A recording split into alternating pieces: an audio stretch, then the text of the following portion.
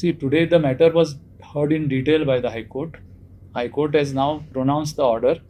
High Court has said that as far as Sunburn Festival is concerned, it will go on with certain conditions and some interim arrangements as far as noise pollution is concerned, as far as traffic is concerned.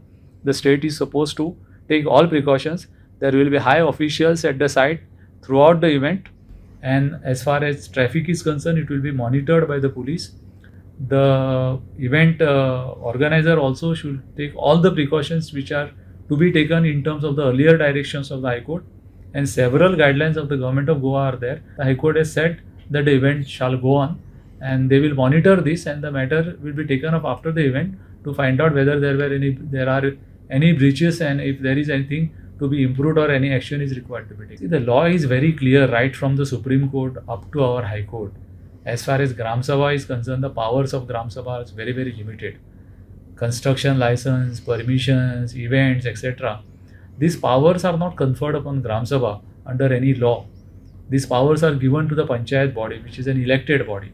All these powers have to be exercised by the Panchayat body. So therefore, I don't have any doubt in my mind. And as far as this country is concerned, there is no doubt in anybody's mind that Gram Sabha does not have all these powers.